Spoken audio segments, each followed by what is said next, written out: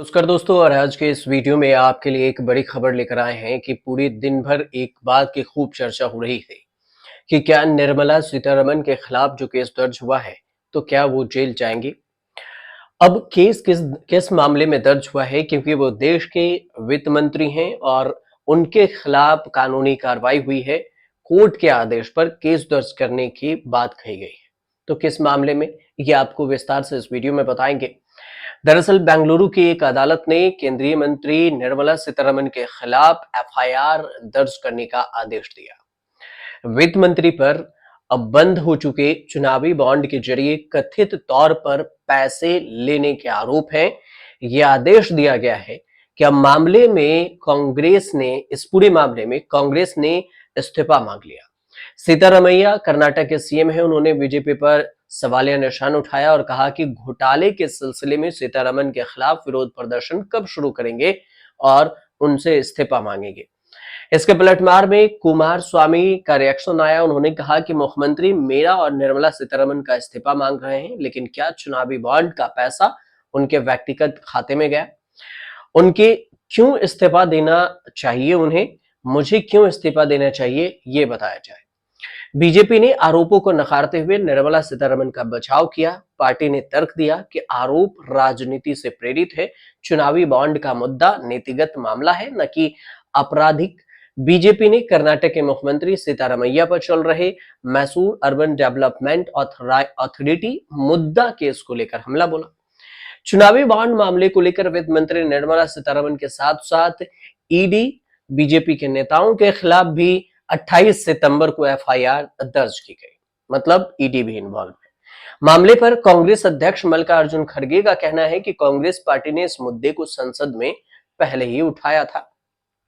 Police ने भारतीय दंड संहिता धारा 384 जो जबरन वसूली के लिए दंड और 120 भी आपराधिक षड्यंत्र, धारा 34 सामान्य इरादे से कई व्यक्तियों द्वारा किए गए काम को जोड़ा गया है। एफआईआर में नामजद अन्य लोगों में पूर्व प्रदेश के बीजेपी के अध्यक्ष हैं नलिन कुमार कटील और बीजेपी के राष्ट्रीय और राज्य स्तर के पदाधिकारी, और इसके अलावा भी और लोग शामिल हैं। एफआईआर में निर्मला सीतारमण को आरोपी नंबर 1 बनाया गया है, जबकि कटेल आरोपी नंबर 5 है। विजेंद्र आरोपी नंबर 6 है। सबसे ज्यादा मुसीबत आरोपी नंबर 1 को होती है। अदालत ने दायर याचिका में क्या कुछ कहा? जनाधिकार संघर्ष परिषद जेएसपी के सह अध्यक्ष आदेश आर अय्यर की ओर से अदालत में ये एक निजी शिकायत की गई थी और उसी के आधार पर एफआईआर दर्ज की गई। अदालत ने 27 सितंबर को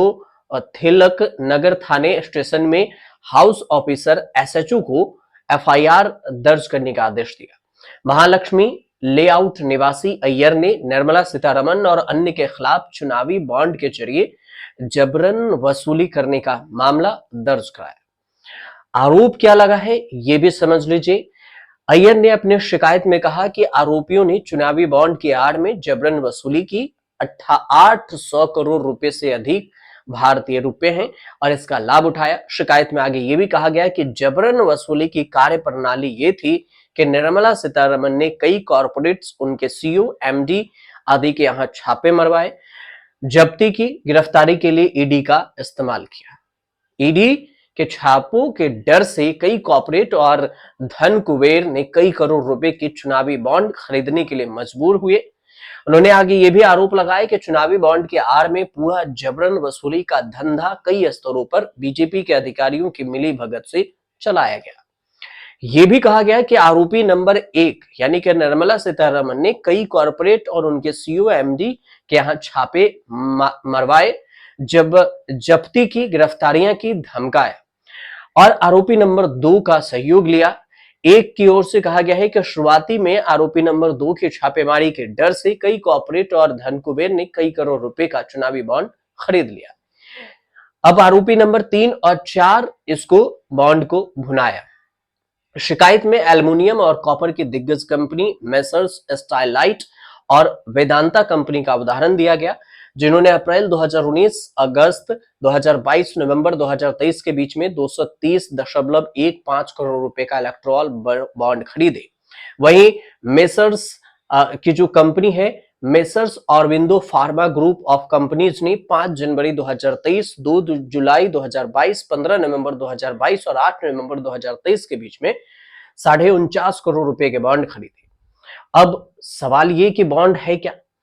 केंद्र सरकार के 2018 में चुनावी बॉन्ड योजना लाई थी। इसके उद्देश्य राजनीतिक दलों को दिए जाने वाले नगद जो डोनेशन थे उसकी जगह पर इलेक्टोरल बॉन्ड के जरिए दिया जा सकता था। ट्रांसपेरेंसी की बात कही गई थी, लेकिन इस फंड में इसका खुलासा नहीं किया जा सकता था कि कौन कितना डोनेट किया। हालांकि बाद में विपक्ष ने आरोप लगाया और एक याचिका दायर की, जिसको देखते हुए सुप्रीम कोर्ट ने इस चुनावी बॉन्ड को रद्द कर दिया। अब सवाल यह है कि क्या निर्मला सीतारमण की गिरफ्तारी होगी? जब एफआईआर हुई है तो पहले इसमें इन्वेस्टिगेशन होगा। इन्वेस्टिगेशन में फिर से जो चार्जशीट दायर किए जाएंगे उस चार्जशीट में पूरे विस्तार से बात कही जाएगी। अगर इसमें जिस जिस धारा बीएनएस की धारा को लागू किया गया है उसमें अगर सजा होती है तो फिर निर्मला सीतारमण वित्त मंत्री पद पर जब तक हैं तब तक तो गिरफ्तारी नहीं, लेकिन जैसे ही वो पद से हटेंगे वैसे ही उनकी गिरफ्तारी हो सकती है। हालांकि कई मामलों में जब संवेदनशील मामला होता है तो उनको पद से इस्तीफा देना पड़ता है और उसके बाद उनकी गिरफ्तारी होती है। अब देखना यह होगा कि इस मामले में आगे क्या कुछ कार्रवाई होती है। फिलहाल आपको ये जानकारी कैसे लगे हमें कमेंट कर जरूर बताइएगा। हमारा मकसद सीधे और आसान भाषा में आप तक जानकारी पहुंचाना होता है, इसलिए अगर अच्छी लगे तो चैनल को सब्सक्राइब जरूर कर लीजिए।